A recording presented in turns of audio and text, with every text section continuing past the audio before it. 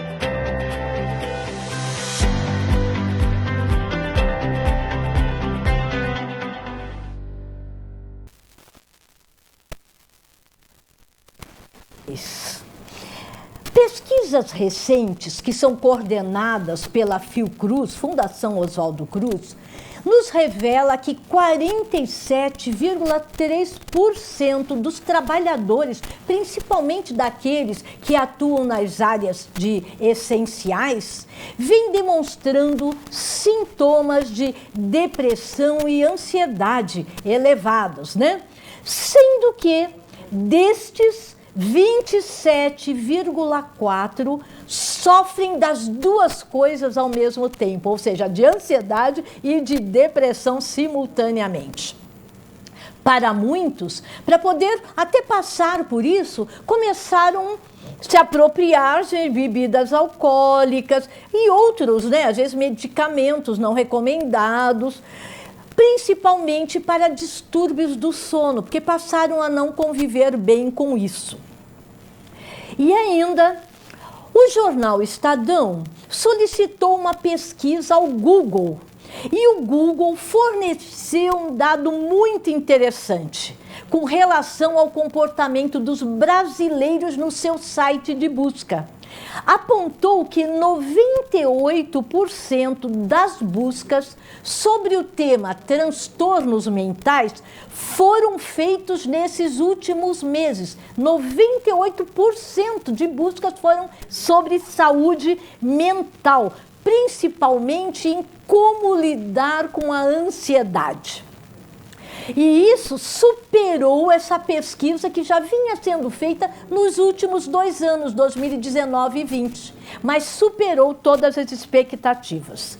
Então, para conversar sobre esse importante tema, convidamos 2 especialistas nessa área.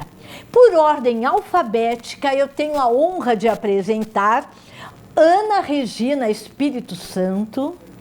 Gratidão, Regina, por estar aqui conosco, por ter aceito o nosso convite, para esse tema tão relevante. A Ana Regina Ela é enfermeira especialista em saúde pública, em dança e consciência corporal.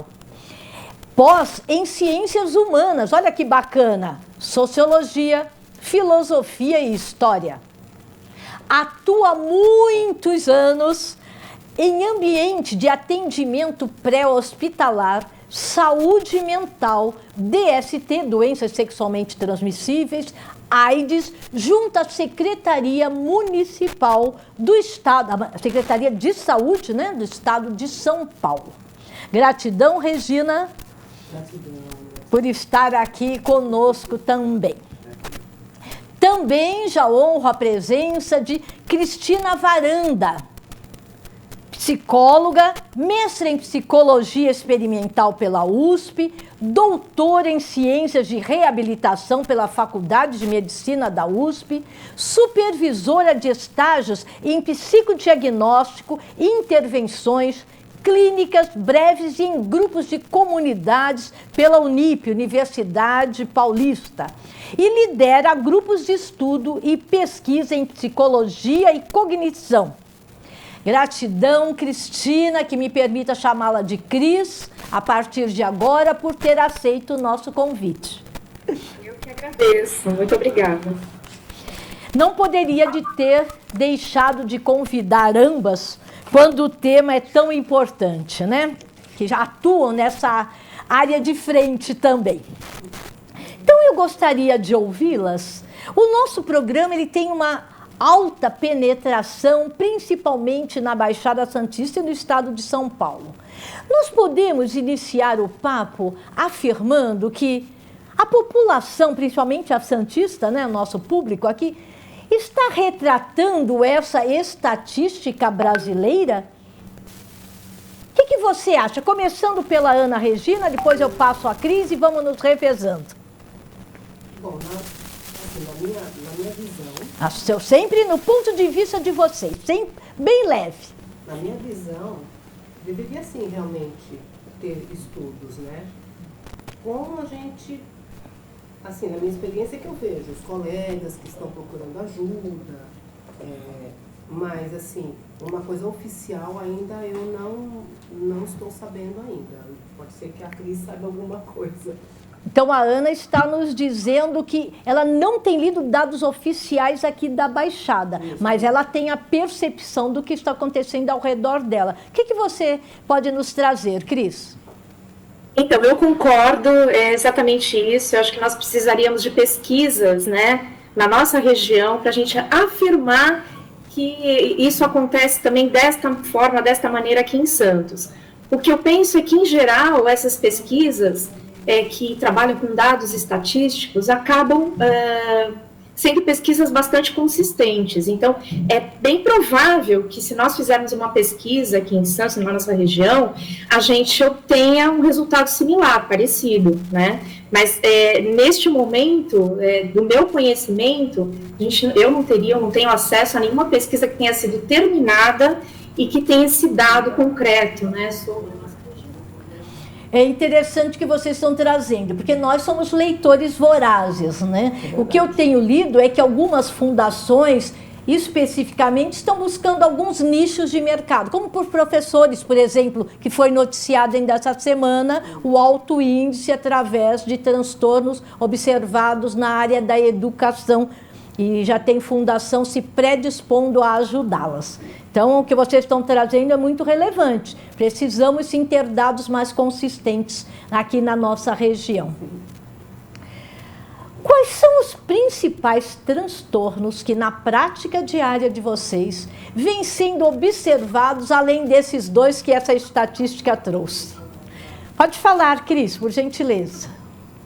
Então, nós temos observado, além dos transtornos ansiosos, ansiedade em geral, sintomas depressivos também nas pessoas, mas também, principalmente aquelas pessoas que lidam diretamente com o trabalho que envolve os cuidados na pandemia, o burnout, né, que é um fenômeno que acontece com pessoas que acabam ficando sobrecarregadas, né, em razão dessas demandas todas de trabalho, e acabam apresentando sintomas muito parecidos com sintoma de depressão.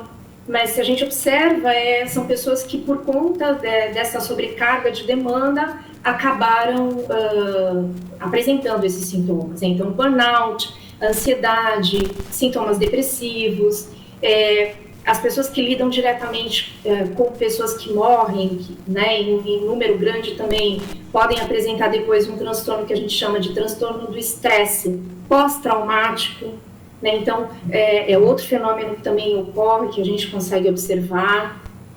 Então, isso tem sido razoavelmente comum, infelizmente. Infelizmente, essa... Ana Regina, fale um pouquinho da sua experiência lá.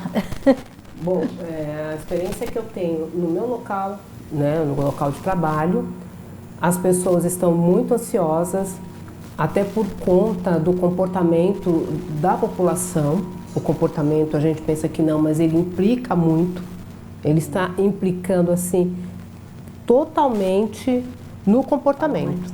No comportamento no comportamento em geral. Porque vamos, por exemplo, né, vou citar exemplos. Eu estou indo para o trabalho, eu estou indo para um lugar.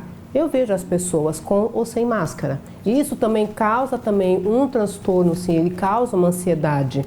Porque as pessoas falam, poxa, eu estou usando, por que o outro também não está usando? Isso também gera também uma ansiedade. Infelizmente gera, sim. Vamos supor, indo para o local de trabalho, dentro de um transporte público. Transporte público, seja ele qual for, ônibus, metrô, seja ele qual for.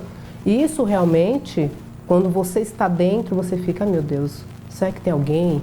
Então isso já gera uma ansiedade, já dá uma causa de ansiedade nessas pessoas. Eu mesma, logo no começo da pandemia, dentro do fretado, durante as viagens, eu sentia muito, muito mesmo. As colegas que estão trabalhando na linha de frente diretamente com os pacientes de Covid-19, com Covid, ou internados na UTI, ou em enfermarias, nós percebemos isso pelos nossos colegas. Eu tenho contato com meus colegas do SAMU 92, então ainda continua realmente essa ansiedade. Tem colegas que estão fazendo o tratamento para poder continuar o trabalho. Ou seja, é real, como disse a Cris também, infelizmente, né? Infelizmente. Então, será que nós podemos chamar que nós estamos, além do Covid-19, nós estamos vivenciando uma psicofobia da era pós-moderna? O que vocês acham? Cris, o que você acha? Podemos chamar assim uma psicofobia? Eu acho que nós estamos num momento muito particular, né, da nossa história. Embora a gente tenha acesso a relatos do que ocorreu com a gripe espanhola, nós não estávamos preparados para isso. A realidade é essa, né? Então a gente se vê numa situação que está assim, se sentindo assoberbado, tanto com relação à questão do medo, né, que já foi relatado pela colega, sobre se infectar, por exemplo, nos locais públicos, em qualquer lugar que você esteja, como também com acesso à informação demais que a gente tem tido, né, que os pesquisadores têm chamado de infodemia. Então, porque eu preciso me informar sobre aquilo que está acontecendo, eu acabo exagerando um pouco em relação a isso. Então, eu vou em busca de notícias que confirmem realmente que as pessoas estão morrendo em grande número, que eu posso me contaminar. Então, veja, tudo isso é importante a gente ter acesso a essas informações reais, até para se precaver, né, para acompanhar o que de fato está acontecendo, mas, por outro lado, a gente também precisa criar algumas estratégias para lidar com essas demandas, né, quer dizer, é preciso haver aí uma dosagem sobre o que a gente deve fazer. Então, eu penso o seguinte, em relação à psicofobia, talvez, né, é um termo novo, a gente pode imaginar que seja algo assim, a gente pode chamar desta maneira, porque, na verdade, a situação na qual a gente se encontra é única, né, nós nunca vivemos isso antes, e isso demanda que a gente também consiga adequar a nossa linguagem a isso que está acontecendo. Né, eu estava lendo uma reportagem outro dia dos alemães que, durante a pandemia, inventaram muitas palavras novas para justamente conseguir definir situações muito ímpares, né, que nós nunca vivemos. Então, eu Tudo bem, eu acho que pode ser, né? Pode ser uma psicofobia que acabou advindo dessa situação que é muito nova para nós. E você, Ana Regina? Eu gosto de neologismos. Eu sou uma que eu vivo criando palavras, gente. Quando não tem uma que retrate o que eu penso, que eu quero expressar, eu crio uma. A gente inventa mesmo, realmente, né? Corroborando com o que a Cris falou, né? Sobre... É uma palavra nova, né? Eu fui pesquisar sobre essa palavra, porque eu não tinha visto realmente sobre a psicofobia. Mas realmente nós estamos passando mesmo por esse processo mesmo de... É uma coisa nova, alterou a nossa rotina, não é verdade? Alterou tudo. Ai, meu Deus, eu estou com medo, ai, não sei o quê. Então, a gente realmente, nós estamos reféns dessa situação. E tem que ter estratégias mesmo para que a gente possa estar enfrentando a situação atual, né? Aliás, nós estamos numa era extremamente desafiadora. E como nós acreditamos, pelo menos eu acredito que a maioria, né, que não existe acaso nem coincidências no universo, isso veio para nos provocar, causar desconforto, para que nós nos conscientizemos de que alguma coisa precisaria ser feita para mudar de patamar de consciência, a humanidade não estava legal, provocando uma série de distúrbios planetários. Isso fez com que algumas profissões fossem extremamente afetadas. Segundo a experiência de vocês, quais são aquelas que vocês estão percebendo que efetivamente, eficazmente precisa desse apoio emocional, psíquico, mental nesse momento? Cris, como que é a tua experiência? Porque você fica na clínica, você supervisiona os estagiários de psicologia da universidade. O que eles vêm trazendo? Que profissões vêm procurando a vossa ajuda? Muitos professores, né? Professores de ensino fundamental, né? Pais de crianças pequenas em idade escolar. A gente tem também, pai não é uma profissão, mas enfim, é um grupo muito específico. A gente tem também a procura de profissionais da linha de frente, né? Mas para esses profissionais da linha de frente, a gente tem tido algumas iniciativas interessantes, né? Como a iniciativa da Universidade Federal do Rio Grande do Sul e o Ministério da Saúde, que lançaram um programa que chama Telepsi, para dar atendimento a essas pessoas que estão na linha de frente. Então, eu acho que nesse sentido, o pessoal que trabalha diretamente com a Covid-19 teve algumas opções, né? Tem tido algumas opções. Mas a gente tem uma procura grande de professores, de pais de crianças. Seria na sua experiência, você tem observado essa demanda maior, vamos chamar, né? E universitários também, não tanto, mas também universitários, porque lá nós temos um grupo que a gente chama de rodas de conversas virtuais, para discutir sobre esses desafios da pandemia, né? E muitos universitários com dificuldade de lidar com essa transição do modelo presencial para o modelo à distância, com sobrecarga de tarefas, muitos deles ainda trabalhando também ao mesmo tempo, vivenciando medo, né? Medo muitas vezes de viajar, de sair da sua cidade para ir para uma cidade próxima, como sempre fizeram, né? Para frequentar a universidade. Então, universitários, professores, porque professores se viram frente a uma situação assim que eles nunca imaginaram que teriam de lidar, né? De uma hora para outra, eles tiveram de se familiarizar com a tecnologia, com a internet, com recursos diferentes, tiveram de dar conta disso, né? Adequar aquilo que já faziam para uma realidade completamente diversa, diferente. Então, a demanda foi muito grande e tem sido ainda. Eles ainda estão bastante à mercê, né, dessas demandas todas, enfim.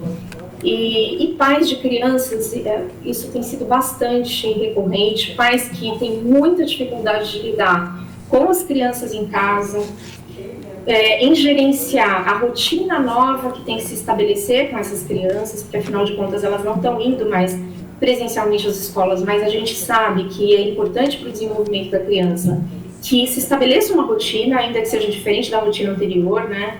Então os pais têm tido muita dificuldade com relação a isso. e acompanhar os deveres da escola, nas tarefas, gerenciar tempo de televisão, gerenciar tempo de internet, tem sido um desafio muito grande para muitos pais. E Ana, como você tem visto na sua experiência? O que eu estou acompanhando atualmente são os profissionais que trabalham em salões de beleza, clínicas de estéticas, eles estão assim, de estética no caso, eles estão assim, porque uma hora fecha, uma hora abre, uma hora fecha, uma hora abre, e muitos desses profissionais, grande maioria, a base mesmo de sustento é a profissão que eles escolheram, né? Os cabeleireiros, manicures, os terapeutas holísticos. Então, esse grupo também, corroborando com o que a Cris falou e acrescentando, foi um profissional que afetou muito os profissionais de beleza e estética. Eles, eu conheço uma grande parte deles e eles relatam, eles falam assim, gente, agora, como é que nós vamos fazer? Como é que nós vamos trabalhar? O que nós vamos fazer agora? Como é que nós vamos nos manter? Né? Eles até falaram assim, o que a gente vai comer como? Porque muitos, é só essa profissão que eles têm. Então, isso realmente foi uma profissão que eu verifiquei, assim, que eu convivi mesmo, não foi só aqui em Santos, mas em São Paulo também.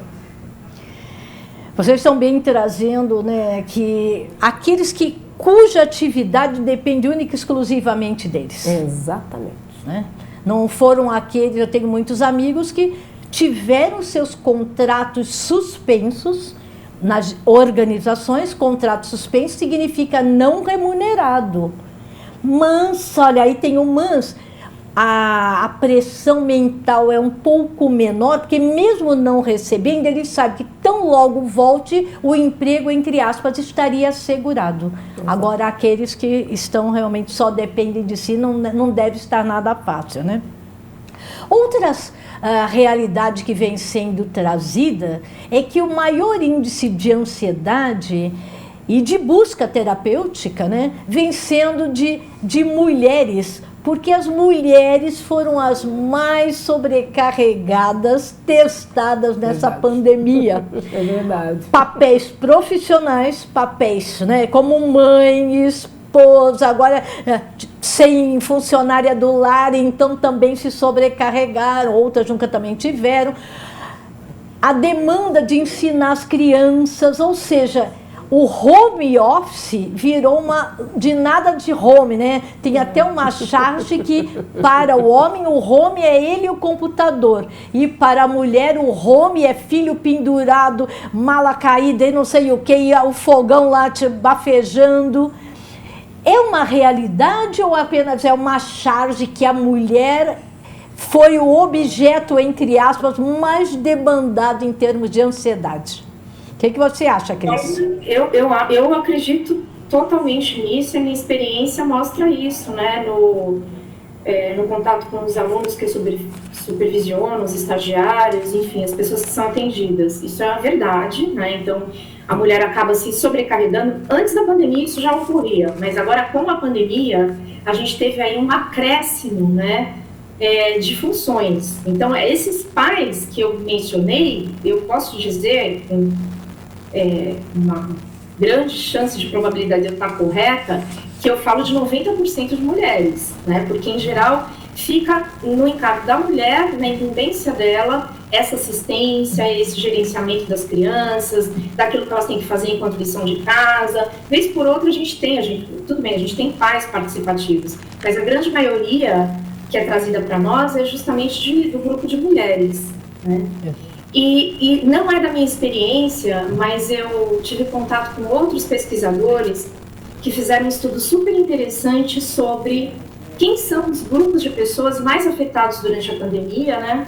E eles mencionaram um grupo de pessoas que eu acho que vale a pena a gente mencionar, que é um grupo de cuidadores. Sim. Cuidadores de pessoas idosas, por exemplo, né? Cuidadores de crianças que estão dentro do desenvolvimento atípico, por exemplo. Então, são pessoas que tiveram uma sobrecarga super significativa aí, né, com a pandemia. Além de ter de lidar com todas as questões que nós estamos lidando, de ansiedade, de medo, enfim, tiveram de se adaptar a uma realidade muito difícil, sem acesso àquilo que costumavam ter para ajudar essas pessoas no cuidado, nos cuidados diários, né, muitas vezes, e é um grupo de pessoas que acabou sendo particularmente atingido também.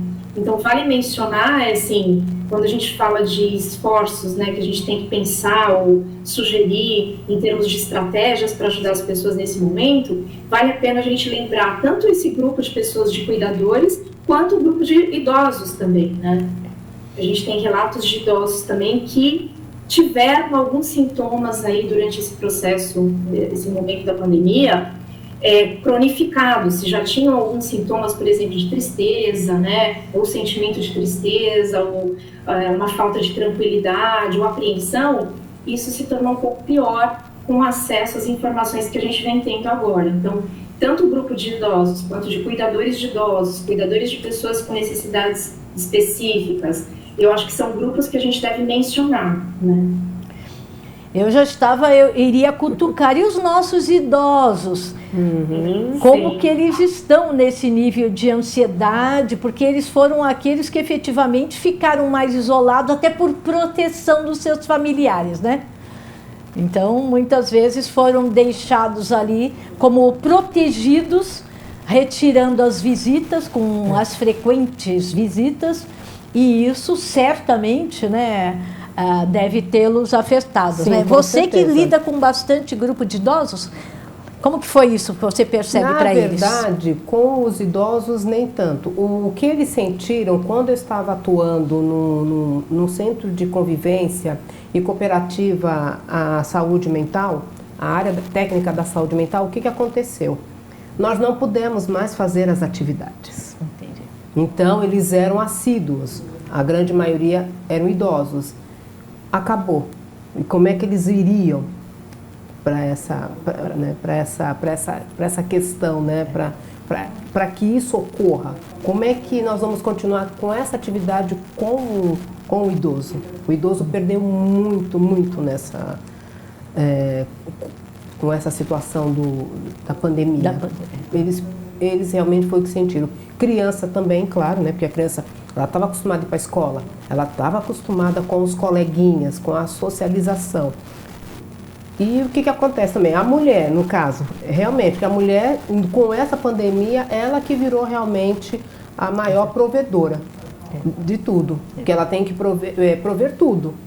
Além de gerenciar a casa, ainda tem que gerenciar as crianças que estão dentro de casa, gerenciar o idoso que às vezes convive com ela, contratando um cuidador ou uma cuidadora para estar cuidando desse idoso, porque muitas das vezes esse idoso também entrou num período, numa fase de ansiedade, numa fase de depressão, se tinha ou não tinha, adquiriu, até por conta disso, né?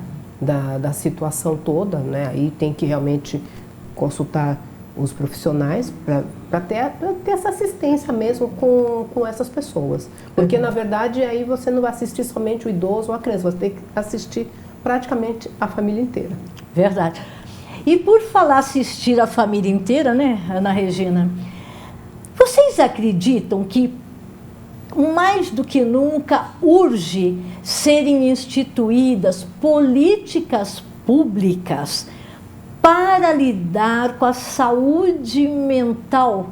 Porque os estudos que vêm sendo publicados dizem que isso mesmo, nós estamos vibrando para que isso finalize logo, mas que como sequela social, a síndrome da ansiedade, tristeza, depressão, etc., deve ainda perdurar no mínimo uns 3 anos. Exato. O que vocês acham? Importância da política pública. Cris, me fale um pouquinho sobre isso. Eu acho isso. fundamental, né, se pensar em políticas públicas que deem conta de dar respostas a tudo isso que está acontecendo agora.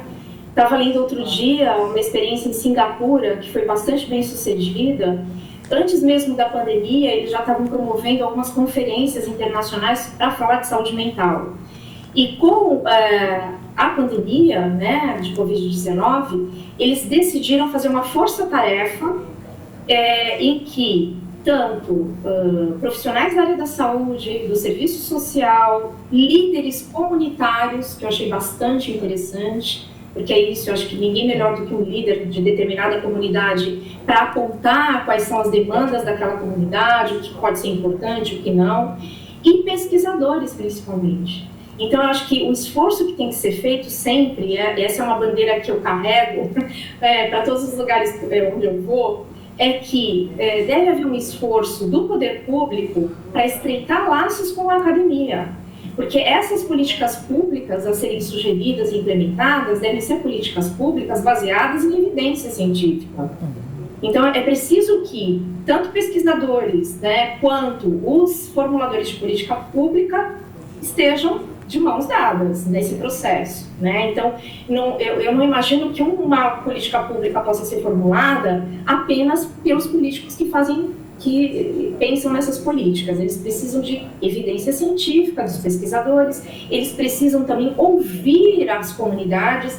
Por isso, essa ideia de Singapura de colocar líderes comunitários eu achei muito interessante. Então, eu acredito que é isso. Eu acho que para a gente pensar em amenizar, né, todas as sequelas, né, em relação à saúde mental, a gente tem que pensar, sim, em políticas públicas baseadas em evidência.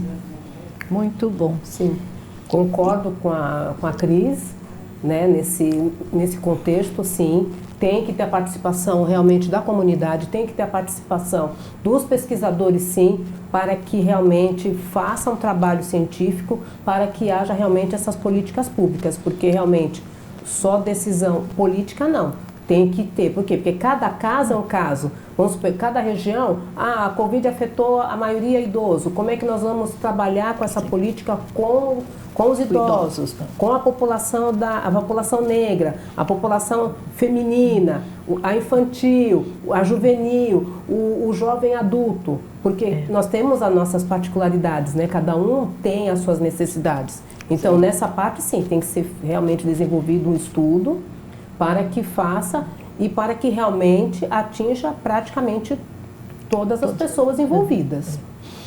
Eu concordo, sim. Acho que agora, mais do que nunca, essa política pública precisa ser implementada. Não é o amanhã, já. Estamos atrasados. Exatamente. Já estamos atrasados, né? O que vocês podem, assim, sugerir, recomendar como ações que no dia a dia nós possamos adotar para minimizar esses transtornos? Não existe fórmula mágica, nós sabemos isso. Mas o que a gente já pode, nesse autocuidado? O que você sugere, Cris? O que a gente pode já começar a praticar para minimizar esses impactos?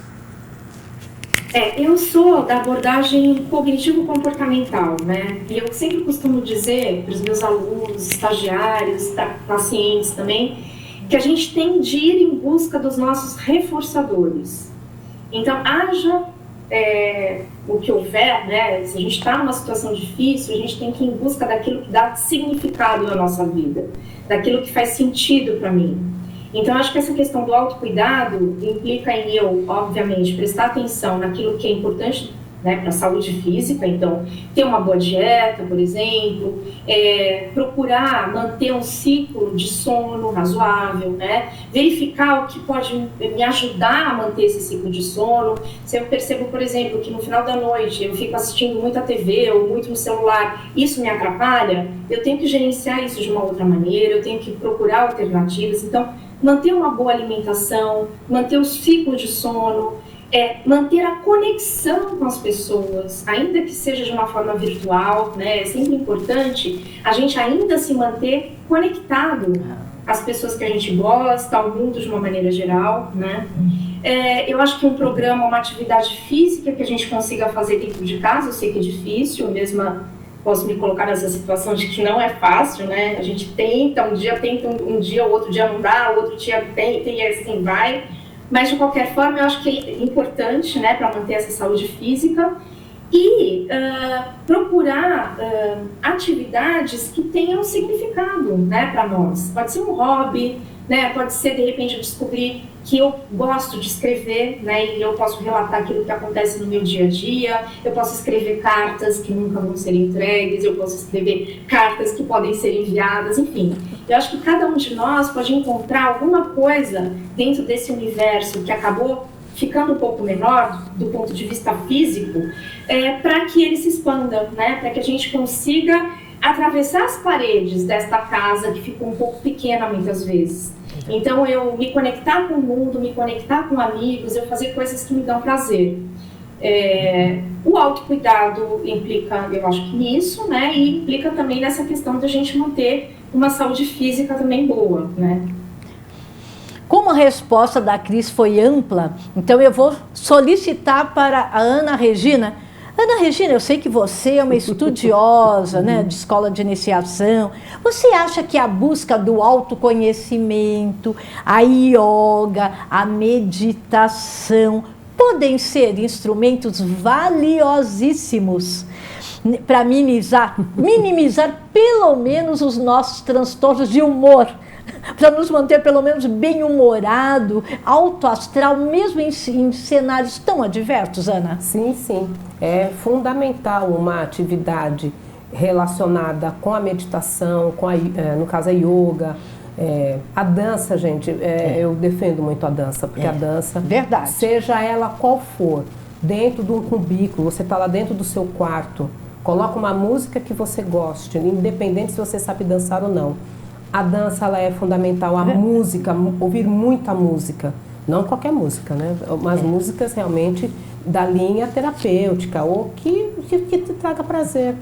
Você coloca ali a música, você sai, dança e realmente você remete mesmo a outros espaços. A yoga para autoconexão, autoconhecimento.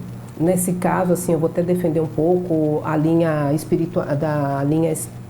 espiritualista, a espiritualidade. Quem tem religião, sim, se apegue a ela, porque ela fortalece muito, ela tem uma conotação de fortalecimento. E outras leitura, ler muito. Eu gosto muito de ler livros infantis, tá, gente? Eu gosto mesmo, porque remete a uma outra realidade. Você vai começando a realmente sair um pouquinho, você alivia um pouco. É lógico, as notícias elas vêm pelo celular, elas vêm pela televisão, elas vêm pelas pessoas conhecidas, mas quando você começa a fazer algo que você gosta, realmente te dá um alívio, um alento a tudo isso, porque infelizmente nós vamos ter que estar lidando com essa situação por um bom tempo. Aliás, você trouxe uma coisa bacana, né? Quando você gosta de ler livros infantis, isso nos remete à nossa busca interior, despertar a nossa criança interior, a resgatar essa criança, porque o lúdico tem essa propriedade. Então, é como se ao término disso nós vamos ter lá o The End e fomos felizes para sempre, e seremos sim. Tudo isso são fases de aprendizado que nós temos que sair dela muito maior e melhores do que quando ela chegou o ano passado, né? E eu estava lendo também essa semana que a Organização Mundial de Saúde, que ninguém mais aguenta falar de OMS na vida, né? Porque todo aquele pandemônio inicial, eles disseram que as pesquisas mais recentes apontam que os brasileiros hoje constitui o povo mais ansioso do planeta. Nossa.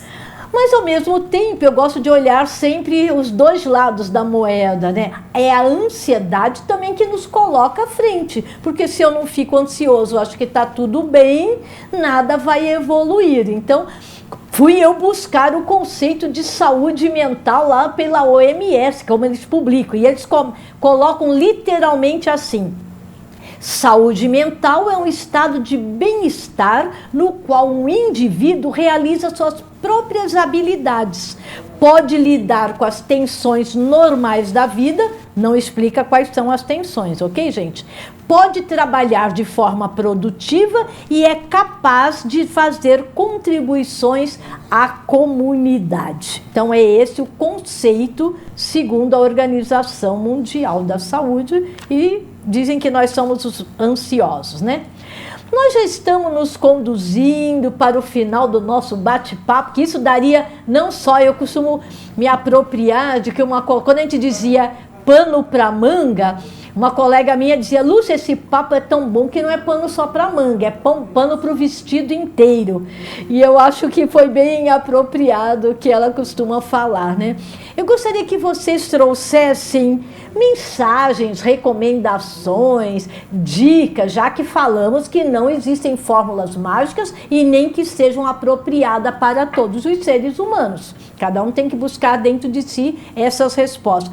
Mas o que tanto a Cris quanto a Ana Regina pode contribuir para como que nós vamos levar a vida e não deixar a vida nos levar frente a tudo que está acontecendo? Cris, por gentileza. Eu acho que uma maneira de a gente lidar um pouco com essa situação de ansiedade é nós pensarmos naquilo que a gente precisa fazer em pequenos passos, né? Então, eu penso a médio prazo, a curto prazo, então essa semana eu tenho algumas coisas para resolver e fazer, e vou dando conta dessas atividades que eu me proponho e me organizo para fazer. Então, essa habilidade de resolução de problema, passo a passo, é algo que ajuda, porque a gente não fica tão preocupado com aquilo que pode vir a acontecer na semana que vem, no mês que vem, daqui a 2 meses, e etc. Então, eu sou adepta dessa ideia, né, de que a gente pode começar sempre com o primeiro passo, e pensando em passos pequenos, a gente vai dando conta. Sou também adepta, como vocês falaram, das práticas meditativas. Durante essa pandemia, a gente teve grupos no WhatsApp que se reuniam para fazer práticas meditativas durante um determinado tempo. Eu mesma fui uma que participei de um grupo lá com 21 dias, cada dia era uma tarefa, né, de meditação. Isso ajuda muito, né, porque isso faz com que a gente consiga prestar atenção no momento presente e se sente um pouco menos ansioso em imaginar o que pode vir a acontecer. Então, tudo aquilo que pode favorecer essa ideia de que a gente pode estar aqui presente no agora e prestar atenção nisso pode ajudar. Seja a prática de meditação, de atenção plena e, de resto, isso mesmo, né? Que a colega já falou também tão bem aí sobre nós buscarmos aquilo que é interessante para nós, né? Que faz sentido para nós. E outra coisa também que eu gostaria de reforçar é a ideia de que a gente não deve também, eu acho, isso é uma opinião minha, se sobrecarregar de muitas informações, né? Eu acho que uma vez por dia você acessar alguma coisa, isso inclusive eu acho que a Organização Mundial da Saúde preconiza. Você buscar informações uma vez ao dia está suficiente, você já se informou daquilo que é importante. Né? Eu acho que com essa questão das mídias sociais, a gente tem muito acesso, muito mais acesso fácil, né, e livremente, isso acaba, por outro lado, fazendo com que a gente fique um pouco alarmado com tanta notícia não tão boa, né? Tanta notícia ruim. Então, e é isso, pensar um passo de cada vez, pequenos objetivos para aquela semana, depois para aquele mês, buscar esses reforçadores, a proximidade com pessoas que a gente gosta, práticas que podem ajudar, né? Principalmente naquele momento que você se sente mais ansioso. Então, isso acaba virando um hábito também para a pessoa que ajuda, né? Uma respiração diafragmática, um relaxamento naquele momento de mais angústia. E acho que é isso. Muito boas dicas. E Ana Regina? Bom, as minhas dicas, as que eu tinha dito até anteriormente, e formar realmente grupos, né, corroborando com o que a colega falou, bacana. Com grupos de WhatsApp de apoio mesmo, tem que ter mesmo esse apoio. Eu tenho grupos no WhatsApp que são de apoio mesmo, eu tenho, viu, gente? Sim, eu tenho 5 ou 6 grupos, aqueles que realmente eu converso, a gente conversa, conversa mesmo, troca figurinhas, às vezes a gente só fala bobagem. Mas só bobagem. Essas bobagens são bobagens que corroboram com o nosso bem-estar. Exato. Se me permite, só uma coisa que eu esqueci de falar. Sim, tem um aplicativo que a gente pode acessar, que é gratuito, foi elaborado pela Universidade Federal do Rio Grande do Sul, que se chama Com Você, com VC. A pessoa pode baixar e ali ela tem inúmeros recursos sobre essas práticas meditativas. Também ela pode escrever mensagens para esse grupo da Universidade, do Hospital das Clínicas de Porto Alegre, que está disponível para responder. Então, é um aplicativo que eu achei bastante interessante e pode ajudar, né? Repita, por gentileza, porque vale a pena para o nosso público. Isso. Com você, com CONVC. Ótimo. Okay. Tudo junto. Tudo junto. Ok. Bacana. Grata por trazer essa informação. Essa é relevante. O resto, você falou, excessos de informações, o mundo brinca que é uma infoxicação.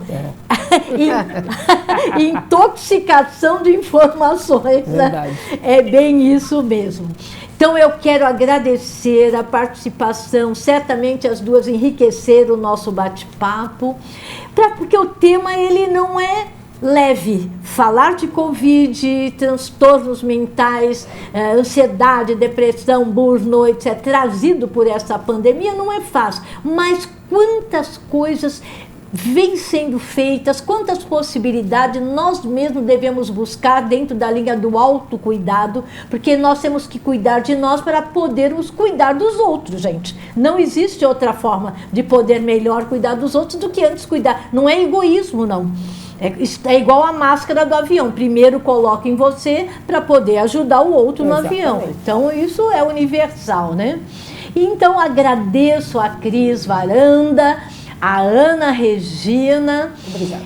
E finalizo aqui o nosso bate-papo desta noite, estimulando a todos. Não deixem de ousar, não deixem de sonhar. Ao contrário, apropriem-se desse tempo que nós estamos mais em casa para já traçar estratégias para que esse sonho, tão logo, já vai ser muito em breve, nós o coloquemos no ar, vamos chamar assim. Aquilo que estava tão longe, nós já podemos estar trazendo para o mundo das realizações.